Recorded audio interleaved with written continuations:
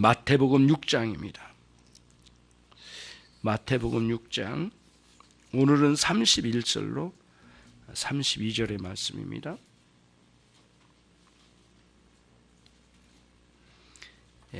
31절로 32절 같이 읽겠습니다. 그러므로 염려하여 이르기를 무엇을 먹을까 무엇을 마실까 무엇을 입을까 하지 말라. 이는 다 이방인들이 구하는 것이라. 너희 천부께서 이 모든 것이 너희에게 있어야 할 줄을 아시느니라. 아멘. 성경에서 눈을 떼지 마시고요. 자, 봅시다. 31절의 말씀을 기준으로 해서 그 앞절 30절의 말씀에서는 믿음이 적은 거에 대한 지적이에요. 자, 성경을 보고 계세요? 저를 보지 말고. 믿음이 적은 자들아 라고 하는 것에 초점이 맞춰져 있어요. 그렇죠? 그 다음에 31절을 두고 그 다음 절 32절에서는 이방인과 같은 사상을 지적하신 거예요. 그렇죠? 두 가지 맥락을 보는 거예요.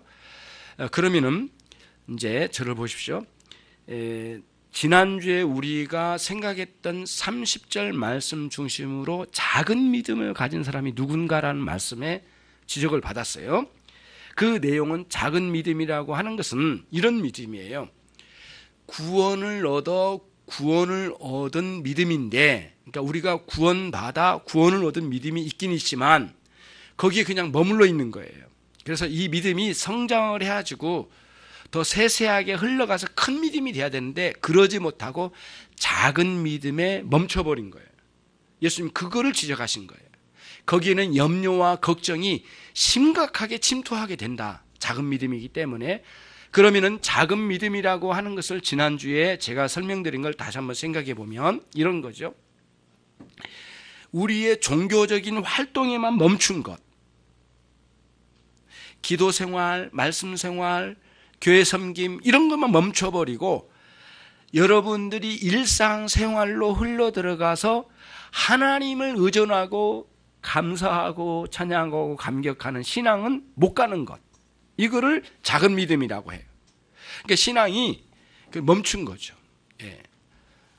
그런 거죠. 그래서 실제적으로 공부를 하거나 직장을 다니거나 사업장을 또는 주부로서의 활동을 하더라도 거기에 하나님은 함께 하시는데 그거를 이렇게 망각하는 거예요.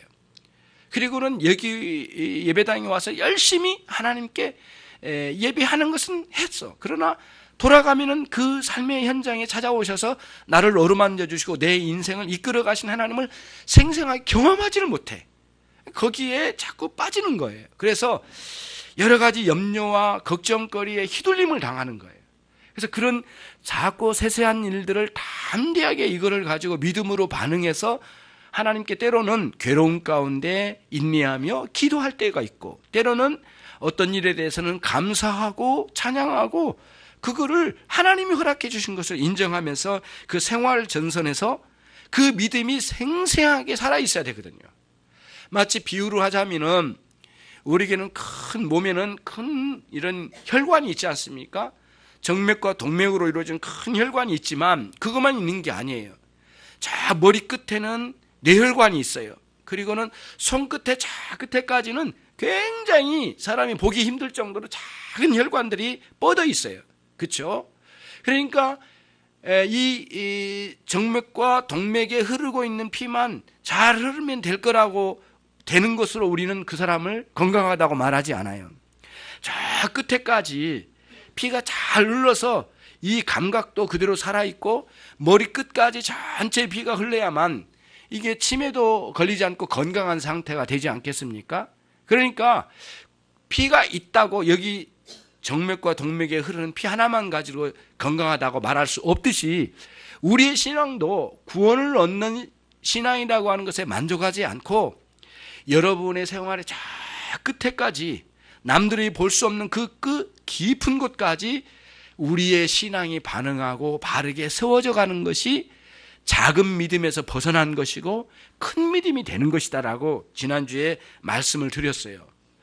특히 그 문제는 염려와 걱정, 다시 말하면 부당하고 적절하지 않고 과도하고 속된 그런 그 불신앙적인 걱정, 염려거리가 그런 문제로 침투하여 올 때 우리가 거기에 제대로 반응하지 못한 것이 되기 때문에 작은 믿음을 가진 자들아 라고 예수님께서 말씀하셨던 것이에요. 그러면 이제 오늘은 31절을 가운데 두고 32절로 예수님께서 이어서 말씀하시기를 이제는 작은 믿음의 문제도 문제였지만 그 다음은 뭐냐면은 이방인들이 가지고 있는 사상에 멈춰 있는 신자들이에요. 그 사람들을 지금 책망하신 거예요.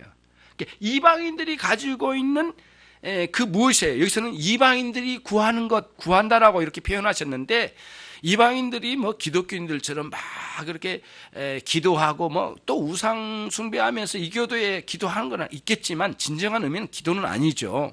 그러나 구한다라고 할 때 이 구한다라고 하는 것은 어떤 의미에서는 내면의 갈망이에요. 찾는 거예요. 뭔가 얻고자 하는 그 열망이에요. 이런 것들이 이방인들에게도 있다 이거예요. 근데 그 이방인들이 가지고 있는 특징이 또 따로 있다는 거예요. 근데 마치 그들이 가지고 있는 이방인들, 다시 불신자들이 가지고 있는 무언가에 대한 갈망, 갖고자 하는 것, 이 모든 것들은 염려와 걱정이 기본으로 깔고 있다는 거예요. 그렇기 때문에 그리스도인들이 과도하고 불신앙적이고 너무 옳지 않는 방식으로 염려해 나가서 뻗어나가는 것은 이방인들이 그러한 것과 다를 바 없기 때문에 마땅히 책망을 받아야 된다는 거예요. 예.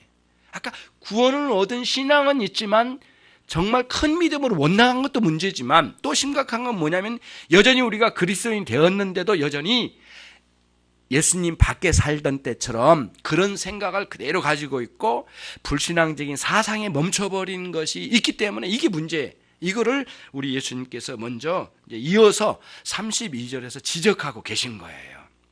그런 관점만 잘 보면 이제 보시면 이제 알게 될 거예요. 이 본문을 어느 정도 이제 본문의 구도를 그렇게 보는 거예요. 그래서 31절이 중심이다. 그리고 앞뒤로 이렇게 두 가지를 이어가고 있다. 그래서 지난주에 31절을 우리가 읽었지만 또 한 번 읽게 된 이유가 이제 거기에 있습니다.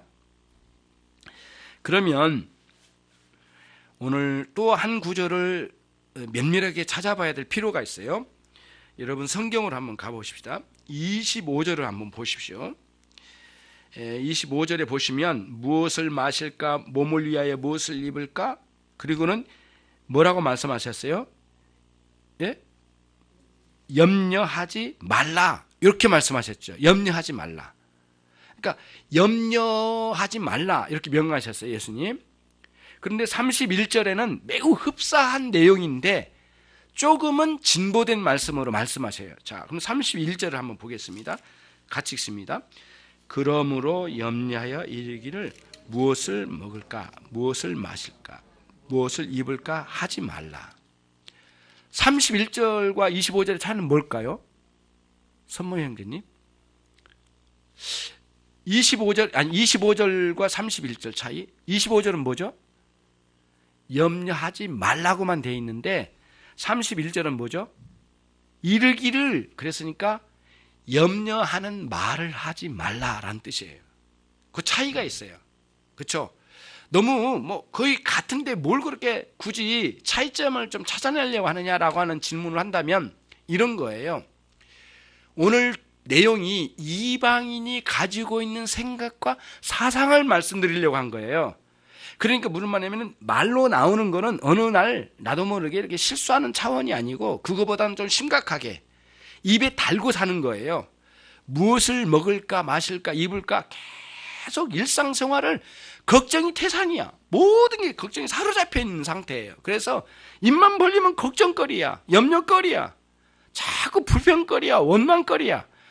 이렇게 하는 것은 안 된다는 거예요. 왜? 문제는 입버릇을 고르친다라고 하는 것은 단순히 내가 말조심하는 수준이 아니에요.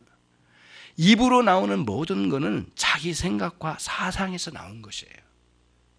그렇기 때문에 결국에는 여러분과 저의 내면에 염려거리의 내용을 끝없이 쏟아내고 있는 이 부당한 것을 고치려면 내면을 고쳐야 된다는 거예요. 내면이 바뀌어져야 된다는 거예요. 이게 바뀌어지지 않으면 우리 입버릇처럼 말한 것도 바뀌어지지 않으니까요.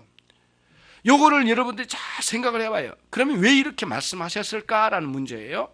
그냥 25절처럼 염려하지 말라고만, 그러니까 염려하는 것, 그 생각에 염려하고 있잖아요. 말은 안 꺼냈지만 가슴에 염려하는 것만 하지 말라고 하지 않으시고, 여기서는 염려하는 말을 쏟아내지 말라라고 말씀하신 이유는 그 말을 꺼내기까지 내면에 가지고 있는 그 불신앙적인 생각과 사상의 문제를 말씀하시려고 하셨던 거예요. 그러면서 32절로 이어지면서 말씀하시기를 다 이방인들이 구하는 것이라, 그런 식으로 막 말을 하면서 구하는 사람들은 이방인들이 입버릇처럼 하는 거다, 똑같은 거다. 그러니까 이방인이 가지고 있는 뭔가 문제가 있는 그 사상을 오늘 생각하지 않을 수 없어요. 그게 뭔지 그거를 한번 생각해 봐야 된다는 거예요.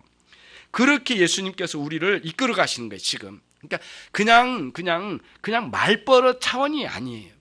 그렇죠? 내면의 세계의 문제예요. 그래서 여러분 기억하실 거예요.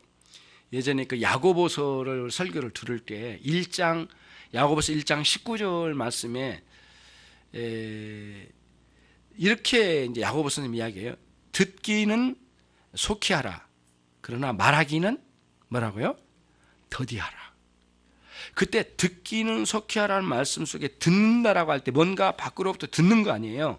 그때 들으면 그냥 아무런 소리, 의미 없는 소리를 듣는다는 뜻이 아니고 하나님의 말씀, 내 인생의 가르침이 될 수 있는 진리를 듣는다는 개념이에요. 그게 앞에 내용이 빠지긴 했지만 사실 그걸 함유한 말씀이에요. 그러니까 하나님의 너의 생명에, 너의 인생에 유익된 말씀을 많이 들으려고 힘써라. 헛된 거 듣지 말고, 그런 의미에서 듣기는 속히 하고라는 말씀이에요. 그 다음에 말하기는 더디하고라고 할 때 오늘 내용이에요.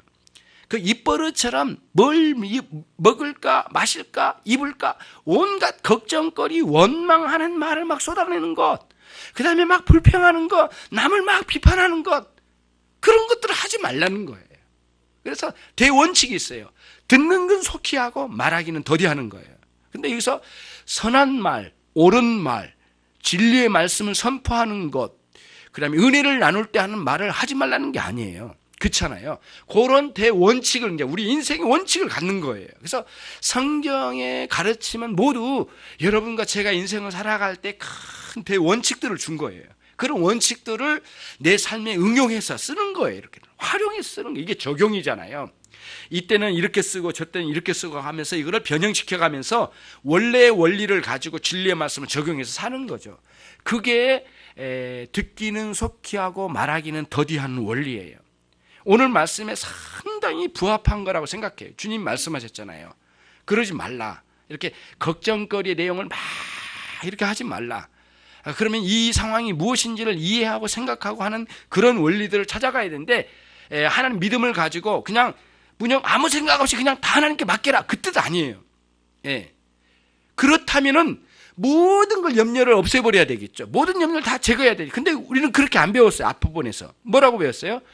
여러분들이 사명을 감당하고 해야 할 일들에 대한 정당하고 올바르고 적절하고 거룩한 염려는 해야 된다. 그 염려를 하지 않으면 안 된다고 그랬어요. 그러니까 일하기 싫거든 먹지도 말라는 말씀이 그것과 연관이 있다고 그랬잖아요. 열심히 내가 해야 할 일을 열심히 해가는 거예요. 그런 문제거든요. 염려해야 할 게 있어요. 근데 과도하고 불신앙적이고 너무 부당한 그런 염려로 자기가 해야 할 일도 해치면서까지, 심지어는 하나님을 의존하지 않고 신앙의 무너짐까지 치달을 때까지 막 염려로 끌고 간다면 이건 옳지 않다는 거죠. 적절한 염려를 하되 과도한 염려는 하지 말라고 하는 말씀의 기준을 가지고 해야 되겠지 않겠어요? 그러면서 듣기는 속히 하고 진리를, 말하기는 더디하는 그런 우리들이 돼야 되겠어요. 그래서 그 말씀이 굉장히 연관이 있는 게 뭐냐면, 오늘 불평하고 원망하고 뭘 먹을까 이렇게 막 말하는 것을 하지 말라고 하셨는데, 우리가 이제 오늘 32절, 3절, 4절 이렇게 뒤로 넘어가면 이제 마태복음 7장으로 딱 넘어가면 첫 번째가 뭐냐면 남을 비판하지 말라는 거예요. 그것도 듣기는 속히 하고 말하기는 더디하는 말씀과 상당히 연관이 있는 말씀이 되겠죠. 자, 거기까지요. 그렇게 생각하고, 그러면 25절과 31절 사이의 차이를 보았고, 그 다음에 그 의미를 이제 알았어요. 왜 그렇게 말하지 말라고 말씀하셨는가? 이게 불평하는 말, 그 다음에 이렇게 그 불신앙적인 말들을 하지 말라고 하셨는가? 그리고는 이방인들의 문제를 꺼내서 우리에게 보여주신 거예요. 이방인들이 뭐가 문제인지. 이 32절 그걸 말씀하시려고 하는 거예요. 그러면 이방인들이 가지고 있는 문제가 무언가, 이방인들의 사상과 이방인의 가지고 있는 염려를 한번 살펴보도록 하겠습니다. 우선 왜 이방인하고 썼을까요? 마태복음은 기본적으로 유대인들에게 쓴 복음서입니다. 마태복음이. 누가복음은 이방인을 상대로 한 쓴 복음서예요. 1차적으로. 그렇다고 해서 마태복음을 우리가 버릴 수 있는 건 아니잖아요. 또 우리가 이방인이잖아요. 그런데 이방인이라고 굳이 썼던 표현은 유대적인 표현이다. 그러면은 우리 관점으로 보면은 불신앙자들을 두고 하는 말이다. 불신앙자들은 이렇게 구한다 라고 주님 말씀하신 것과 동일해요. 그렇게 보면 되겠어요. 그러면은 불신앙자들이 가지고 있는 특징은 이렇게 뭐 말하는 게 먹을까 마실까 입을까 이런 걸 이렇게 입버릇처 말한다 이거예요. 이방인들은. 근데 그 이방인들이 왜 그렇게 말할까? 그 입버릇처 말한 이유가 있다는 거예요. 그건 뭐냐면 이방인들이 가지고 있는 나름대로의 갖추고 있는 이렇게 어떤 그 사상, 그 다음에 신지식, 신에 대한 어떤 신적 존재에 대한 지식이 한계점에 있기 때문에 그렇다는 거예요. 그래서 이방인들이 가지고 있는 신지식이나 가지고 있는 그들이 가지고 있는 그 어떤 절대자 신에 대한 인식이 한계에 도달했어요. 뭐냐면 왜 그러냐면은 이 사람들은 계시의 말씀인 하나님의 말씀으로 하나님을 알아가는 게 아니에요. 일반적으로 신이 계실 거라고 하는 어떤 감각 정도에 머물러 있어요. 그래서 자연 계시라고 그래요. 이걸 자연 계시라고 하는데 일반적으로 하나님이 뭐 신적 존재가 있지 않을까 어렴풋하게 생각하는 수준에 머물러 있어요. 그들은 특별한 계시의 말씀이 없어요. 그래서 구원을 얻을 만한 믿음이 없어요. 구원을 얻을 만한 믿음이 없을 뿐만 아니라 우리의 인생을 어떻게 다스려가고 계신 것도 알 수가 없어요. 이분들은 깜깜해요. 그래서 아주 깜깜하고 심지어는 마음도 굉장히 딱딱해서 하나님을 향해서 언제든지 대항하고 싶은 마음까지 있어요. 그게 이제 타락한 인간들에게 있는 모든 본성들이에요. 그러니까 그냥 몰라서 믿는 수준이 아니라 안 믿고 싶은 마음이 더 커요. 그리고 결국에는 그러니까 하나님을 대신해서 뭔가 다른 신을 조작하거나 우상을 만들어서라도 대체시키려고 해요. 그러면 이 모든 걸 뭐냐면 불신앙 속에 있는 영적인 어둠 때문에 그래요. 절대 영적인 깨달음이 없어요. 영적인 깨달음이 없어요. 어둠이죠. 그래서 미신으로 포장하고 종교적인 위선으로 포장하고 어떤 사람은 자기 생각에 망상에 사로잡혀서 신적인 존재를 인정하고 생각하고 머물러 버리는 거예요. 이런 사람들은 이렇게 하나님의 말씀으로 가르친 바 됨이 없기 때문에 그 하나님의 존재에 대한 충분한 인식이 없는 거예요. 항상 모자란 거예요. 그리고 굉장히 왜곡되어 있고 그런 거죠. 그런 상태의 불신자들이 머물러 있어요. 그런데 그런 불신자들은 두 가지의 큰 사상에 이렇게 얽매여 있는 경우를 많이 봐요. 하나는 뭐냐면은 우연 발생이에요. 우연 발생설. 모든 일은 불신자들이 가지고 있는 사상 중에 첫 번째가 우연 발생설인데 모든 불신자들의 마음 속에는 뭐냐면은 모든 일이 그냥 의미 없이 생겼다가 사라지고 의미 없다 발생하고 사라지고 없어지고 하는 것들이지 이런 일들이 무슨 계획 속에 일어난 것도 없고 그 다음에 이런 일들이 우연히 발생했다 사라지고 없어서 그 일들 하나하나마다 다 의미가 없는 거예요. 뜻이 없어요. 왜 일어났는지 모르겠고 그냥 목적도 없이 있다가 사라진 것들이에요. 그러니까 그냥 일어날 뿐이에요. 그러니까 모든 만사가 우연히 발생해서 사라진 일들이니까 상황이 어떻게 될지는 모르는 거예요. 상황이 언제나 뜻이 없는 거니까. 그러니까 거기에서 굉장히 불안한 감을 느끼게 되는 거예요. 염려하게 되는 거죠. 거기서 주저앉아 버린 거죠. 이게 왜 일어났는지 모르겠고 무슨 뜻으로 일어났는지 모르겠고 이렇게 일어난 일들에 대해서 이렇게 막무가내 생각을 하는 거죠. 그래서 인생을 되는 대로 소비시켜버리고자 하는 욕망이 있는 거예요. 불신자들 속에는. 인생을 가치 있게 살아야 되겠다는 생각을 못하는 이유가 우연히 발생하다 사라질 것들인데 뭐가 문제냐 이렇게 보는 거예요. 예. 아무런 의미가 없는 거예요. 그래서 인생의 최종적인 목적도 겨우 이 땅에서 잘 먹고 잘 살고 행복하게 살다 가는 것뿐이지 그 이상으로 못 나가는 거예요. 예. 거기 멈춰버린 거예요. 근데 이런 사람들이 끝없이 염려와 걱정이 아주 막 그 사람들의 사상을, 그 생각을 휘어잡고 있어요. 헤어나올 수 없어요. 이런 사상을 걷어내지 않는 이상 결국에는 무엇을 먹을까 마실까 입을까의 염려에 빠져버린 거죠. 그리고 입버릇처럼 말하지 않을 수 없는 상태에 놓여지게 된다는 거예요. 예수님 그거를 멈추라는 거예요. 이방인의, 정확히 말하면 이방인들이 가지고 있는 우연 발생설이라고 하는 모든 일이 우연히 일어날 거라는 사상들을 다 버리라. 그러면 어떻게 하냐? 하나님께서 만세전에 계획하신 가운데 우리의 인생을, 여러분과 저의 인생을 계획 속, 하나님의 구원 계획 속에다 우리를 넣어놓으셨다는 거예요. 예. 예. 그러면 이제 이런 생각이 되는 거예요. 하나님 계획 속에 인도하시고 하나님이 모든 일들은 하나님의 뜻 안에서 일어나도록 하셨어요. 그럼 여러분들이 반문이 이제 바로 일어나는 게 뭐냐면은, 그러면 우리가 할 일이 뭐냐? 하나님 다 알아서 하실 일인데 뭐가 할 일이 있느냐? 하나님은 그렇게 일하시지 않으셔요. 처음에 우리 인생을 창조하실 때에 각각 자기 의사 결정권을 갖고 이 세상을 살아가도록 창조하셨어요. 인생은. 그래서 모든 인생은 자기 이성을 가지고 올바르게 판단하고 뭐가 옳은지 어떤지를 생각하면서 살도록 우리를 창조해 놓으셨어요. 예. 그런데 처음에는 타락하기 전에는 인생들이 이 자기 의사 결정권에 하나님과 온전한 관계를 이루는 자기 의사 결정권을 가지고 살았지만, 타락하고 난 뒤에는 자기 의사 결정권은 있지만 여기에 심대한 파괴가 왔어요. 파괴가 왔는데 하나님을 향해서 살기보다는 내 자신을 위하여 자유의사 결정권으로 살아가야 되겠다고 한 대로 확 왜곡되었어요. 방향이 바뀌어버린 거예요.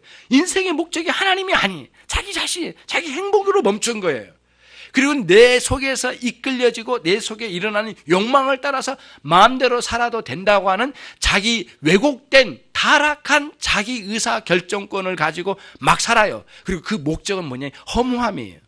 죄의 목적은 허무함이니까 하나님의 영광이 아니라 제 마음대로 살아버린 거예요. 이게 인간의 타락상에 온, 특별히 자유의사 결정권 안에 있는 타락상이에요. 그러나 우리는 예수님을 믿고 거듭난 참된 신자로서 그 자유의사 결정권이 있지만 내 욕망을 따라 마음대로 사는 게 아니라 하나님이 구원 계획을 따라 이끌어 가시는 우리 인생을 따라 하나님의 뜻을 따라 이렇게 살아가고자 하는 마음을 가지고 내 마음이 고쳐잡고 새롭게 변화되어서 성령님의 인도하심과 말씀의 가르침을 따라서 인생을 바르게 꿰차고 가게 되는 거예요. 이게 거듭난 신자 안에 자유의사 결정권이 그대로 있지만 자유의사 결정권의 목적과 방향과 마음 씀씀이와 결정에 하나님 뜻대로 되기를 원하는 마음으로 내 인생을 바꿔잡아서 하나님 앞에 순종하는 마음으로 말씀을 따라 살아가게 되는 거예요. 이런 변화가 있어요. 그러니까 기독교의 신자는 하나님이 이끌어 가실 거니까 되는 대로 따라가자가 아니에요. 하나님의 뜻이 무엇인가 분별해서 내 사명과 내 할 일과 내가 앞으로 추구하는 게 무엇이고 주변 사람들을 살피고 하나님 뜻이 무엇인지를 결정하여 역동적으로 이끌어가는 삶이에요. 더 열심히 해요. 더 역동적. 그래서 신앙 중에 기독교 신앙처럼 역동적인 신앙이 없어요. 자기 결정권을 아주 분명하게 가지고 가야 돼. 열심을 내어서 열정을 가지고, 그리고 그 일의 성취는 하나님이 이루실 거라는 전적인 믿음을 가지고 의존하는 마음으로 과도한 염려와 걱정에 빠지지 않고 내 인생의 발걸음 하나씩 하는 거예요. 그게 기독교 신앙이거든요. 근데 우연히 발생될 거라고 생각하고 내 인생에 일어난 모든 일을 거기다 다 던져놔 버리면 온갖 염려와 걱정거리 휘말려들어서 어떻게 될지도 모르는 거고, 결국에는 하나님이 선하게 인도하실 거라는 신앙은 없으니까 이게 이대로 가다가 다 망해서 죽어버리고 없어지는 거 아닐까. 그리고 그렇게 될 거라고 확신하고 가버리니까 우연 발생설은 아주 하나님을 향한 배도의 길을 가는데 최고의 앞장서는 사상이에요. 이거를 빨리 제거해야 돼. 그런데 우리가 거듭나고 난 이후에도 그런 사상이 잔재로 남았어. 옛버릇이 있어요. 생각의 프레임에도 옛버릇이 있어. 뜯어 고쳐지질 않아. 그거를 빨리 뜯어 고쳐야 된단 말이에요. 하나님의 인도하심 가운데 하나님 뜻을 따라 내게 주신 여건 속에 최선을 다해서 노력하고 또 준비하고 또 내일을 준비하고 주변 사람 살피고 그리고 관계를 아름답게 하고 그 다음에 일 처리는 완벽하게 해나가려고 최선을 다하는 그런 삶을 살아가는 그런 사람이 돼야 되죠. 마음대로 그냥 막무가내 다 맡겼으니까 될 대로 되라는 식으로 간다는 것은 옳은 게 아니에요. 그런 우연 발생설에서 있는 사람들이 생각하는 그런 잘못된 생각에다가 옛 사상에다가 기독교의 아름다운 사상을 떠넘겨버린 거예요. 팔아먹어버린 거예요. 예. 그런 일이 있어서는 되겠느냐고요. 그러니까 이 나라를 팔아먹은 이완용 같이 하나님의 나라의 사상을 그런 우연 발생설에다 팔아먹어버리면 하나님 기뻐하시겠느냐고요. 예수님 그거를 지적하신 거예요, 지금. 그런데 가장 가까이 여러분과 제가 느끼고 있는 입버릇처럼 말하는 뭘 먹을까 마실까 입을까 이렇게 입버릇처럼 말하는 그걸 가지고 깊은 이방인의 사상, 그리고 우리 깊은 곳에 있는 이방인, 잔재된 이방인 사상을 뜯어 고치시고 그걸 지적하신 거예요. 그럼 여러분과 제가 오늘 주님의 말씀에 굴복해야 돼요.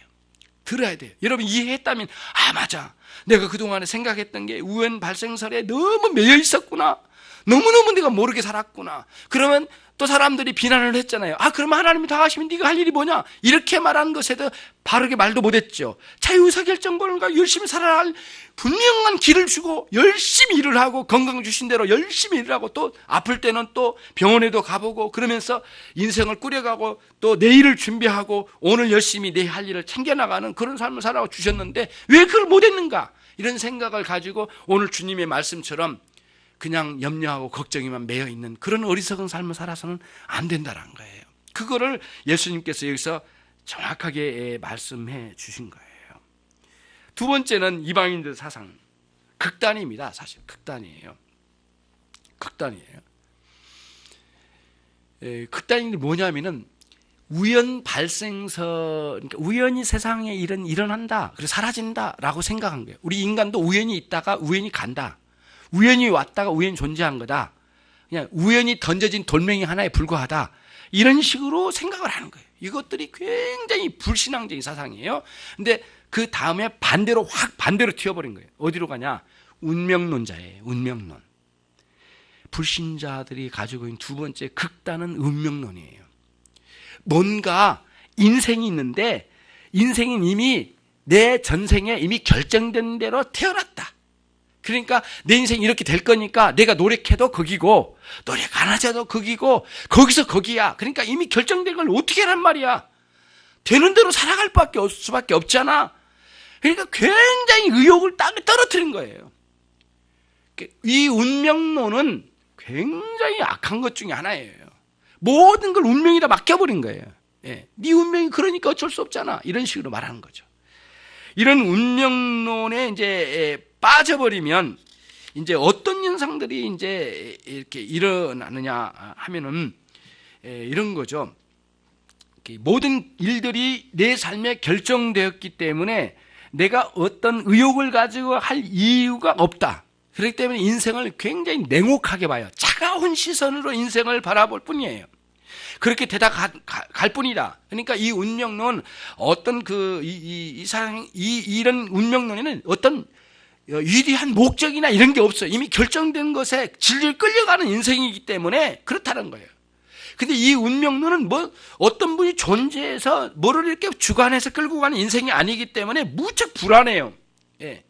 운명론이지만 그렇게 될 수밖에 없고, 나는 그렇게 결국에는 운명론의 마지막이 아름다운 그 운명의 그 종착이 아니라 어찌하든 인간은 다 그렇게 비참하게 가다 살다 가는 것이라고 하는 어렴풋한 생각이 있기 때문에 무척 불안한 거예요. 아직 일어날 일도 모르고요. 예. 그래서 다음에 일들이 일어날 일들에 대해서도 굉장히 불안하고 염려에 깊이 빠져버리는 그런 사상이 이제는 운명론이죠. 이거는 굉장히 우리들이 경계해야 할 사상들이에요. 예. 그래서 칼빈 선생님은 이 부분을 죽어있는 신에게 인생을 던지는 어리석은 인생들아 그래요. 그 죽어있는 신이 뭐냐면 운명론, 우연 발생론 이런 것들이 다 죽어있는 신에게 자기 인생을 떠맡기는 어리석은 인생들아 하면서 이렇게 지적을 하면서 나와는 거예요. 너의 인생을 여호와께서 창조하시고 이 우주를 창조하시고 이 우주를 하나님의 뜻에 의해서 지금은 악행이 많지만 이거를 바르게 끝내는 인도하실 거다. 그리고 너의 인생을 전적으로 그분을 믿고 의지하여 나가는 모든 인생들을 당신의 자녀 삼으셔서 끝까지 하나님의 영광을 위하여 우리를 다 쓰신대요. 예. 반드시 아무리 어려운 상황이 온다 할지라도 하나님은 여러분을 기대하고 바라보신다는 거예요. 그런 관점에서 우리들이 하나님의 이 역사하심에 하나님의 그 아버지 되신 하나님이 우리를 인도하신다라는 확실한 그 믿음 위로 올라서면 이런 운명론이나 또는 우연 발생설에다가 우리 인생을 맡기는 어리석은 일들이 없게 되는 것이죠. 그런 극단이에요, 여러분. 우연 발생설하고 운명론은 최극단으로 가요. 그냥 우연히 있다 사라질 인생, 아니야 이미 결정된 인생, 막 이런 식으로 완전히 극단으로 가는 거죠. 근데 우리는 이 양극단을 모두 배제하고 하나님의 섭리, 하나님께서 우리의 아버지 되셔서 우리를 끝까지 책임져 이끌어 가신다는 거예요. 그래서 오늘 32절을 같이 한번 읽겠습니다. 시작. 이는 다 이방인들이 구하는 것이라. 너희 천부께서 이 모든 것이 너희에게 있어야 할 줄을 아시느니라. 천부, 하늘에 계신 아버지신데 극진한 사랑을 가지고 자식을 살피는 선한 아버지의 모습을 우리에게 말씀해 주신 거예요. 예. 뭐 두드러 패고 버리고 하는 그런 아버지 말고요. 진정한 참다운 아버지. 이 땅에 있는 아버지도 하물며 그렇게까지 우리를 인도하는데 자식을 살리기 위하여 희생하면서 먹이면서 끝까지 인도하는 그 하물며 인간도 그런데 하늘에 계신 아버지는 오죽하시겠느냐. 예. 그러니까 그냥 하나님을 그냥 하나님으로만 인식하면 안 돼. 우리의 아버지로 인식하는 일들이 있어야 돼. 그래서 예수님께서 기도를 가르쳐 주실 때 주기도문에도 첫 번째 하늘에 계신 우리 아버지여라고 이렇게 부르라고 말씀하셨어요. 그냥 입버릇처럼 부른 것만이 아니라 문제는 아버지로 인식을 해라. 그 아버지로 확신을 해라. 그 선하신 아버지 그 부성애를 가지고 희생하시면서 끝까지 인도하신 그 아버지의 모습으로 그려내지 않으면 우리의 신앙은 건강한 신앙이 아니죠. 그래서 여러분의 신앙이 이런 우연 발생론이나 운명론에다가 던지면 우리의 신앙은 신앙이 아니에요. 결국에는 부평초와 같이 돼요. 우리 시골에서 부평초를 개구리밥이라고 했습니다. 왜냐하면 부평초가 뿌리가 땅에다 내린 게 아니라 물 위에 둥둥 떠다녀요. 이만해요. 눈에 잘 보이지도 않아. 어떤 거는 작은 것들이 물 위에 떠다니거든요. 그 이파리만. 근데 이파리 밑에 뭐가 있냐면은 뿌리가 있긴 있어. 근데 물 위에 떠다니는 뿌리야 이게. 그러니까 물이 흐르면 막 이리 가고 저리 가고 어디 정처 없이 막 돌아다니는 거예요. 예, 그래서 개구리들이 지나가다가 먹을 게 없잖아요. 뭘 뜯어먹어야 되는데 얼마나 좋아요. 물 위에 떠 있으니까 개구리들이 먹는 거예요. 그래서 우리는 개구리밥이다 이렇게 했는데 알고 보니까 이게 부평초. 인생이 부평초처럼 떠다니면 안 돼. 진리의 말씀에 아까 이제 깊이 뿌리를 내린 거목과 같이 되어서 물론 부평초도 물 마시면서 삽니다. 그러나 정처 없이 떠다니는 부평초와 같은 존재가 아니라 거목처럼 뿌리를 내려가지고 깊이 내려서 계곡에서 흘러내려가는 땅에 스며든 물을 적극적으로 빨아 넣어서 빨아들여서 큰 거목으로 만들어내듯이 우리 신앙이 그래야 되거든요. 그러려면 아까 두 가지 사상, 우연 발생설이나 또는 운명론과 같은 사상이다 우리를 던져놓으면 안 돼. 절대 그걸 구별을 해내야 돼. 그리고는 역동적으로 나에게 맡겨진 사명을 깨달아야 돼. 가족도 잘 먹여야 되고 해야 할 일도 많아요. 공부도 하고 또 열심히 노력해서 직장 생활도 해야 되고 가족을 사랑하고 이웃 주변에 있는 사람들을 챙겨가고 아름답게 이 직장 생활도 하고 사업장에서 오는 많은 그 직원들을 정말 아름답게 섬겨야 되잖아요. 예, 왜 동남아인들 왜 그렇게 못 살게 울어? 예. 그 일 열심히 가르쳐서 하고 잘못된 것은 바르게 가르치고 예단쳐서라도 가르치면 되지 왜 그 사람들을 인간 이하의 취급을 왜 하냐고요. 예. 그러니까 참 못된 거죠. 이 부패한 본성이 그래요. 그러니까 정체 없이 뿌리 없이 사는 사람들은 그렇게 가는 거예요. 그래서 마지막으로 끝부분에 너희 천부 하늘에 계신 아버지께서 이 모든 것이 너희에게 있어야 할 줄 아시느니라.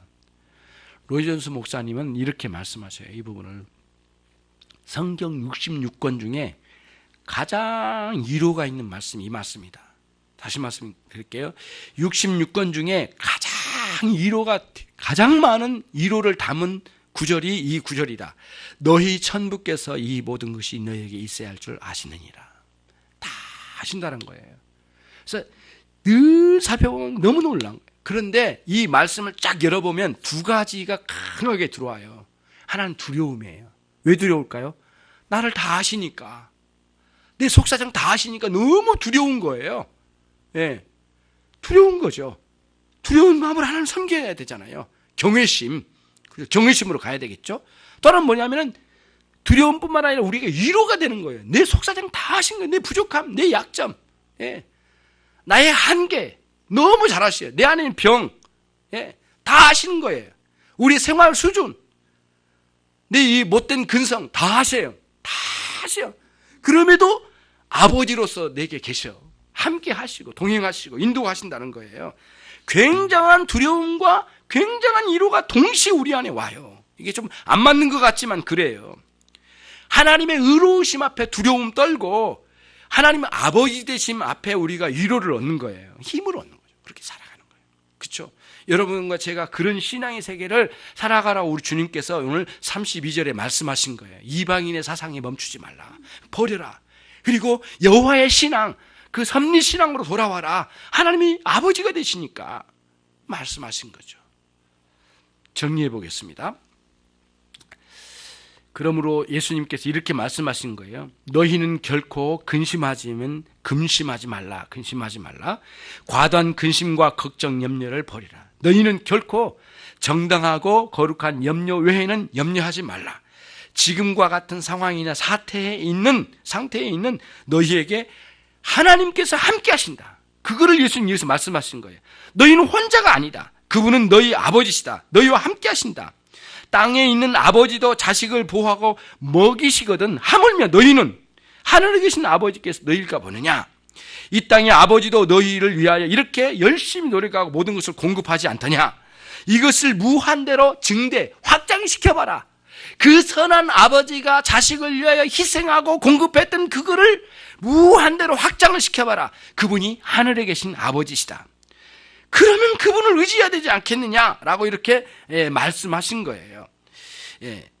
그러면서 이제 그분은 우리의 모든 것을 다 아시니 그분께 우리가 의존하고 우리의 형편과 처지를 알려야 되지 않겠느냐.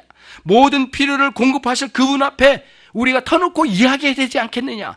그분과 소통해야 되지 않겠느냐. 그냥 혼자만 끙끙대지 말고, 하나님 모르신 건 아니지만 소통을 이루어야 된다. 모든 상처를 아시는 하나님, 치유하시는 하나님, 여러분의 가슴에 깊이 파인 상처까지도 아시는 그 하나님이 오늘 함께 계시니까 거기에 멈추지 말라는 거죠. 이 복되고 영광스러운 보장을 온전히 소유하여 살아가는 신자의 삶을 살아가고 말씀하신 거예요. 절대 자제할 일이 아니에요. 하나님과 동행하는 역동적인 신앙의 생활을 여러분과 제가 오늘부터 새롭게 시작되기를 주님의 이름으로 축원하며 기대합니다. 기도하겠습니다. 우리 함께 같이 기도합시다. 하나님, 부끄럽게도 우연 발생론 같은 사상, 운명론 같은 것에 우리에게 던졌던 어리석은 삶을 뒤로하고 하늘에 계신 아버지를 전적으로 의존하는 그 올바른 신앙의 세계로 나가게 해 주옵소서. 염려를 버리게 하옵소서. 정말 하나님 의존하는 신앙으로 서게 하옵소서. 같이 기도하겠습니다.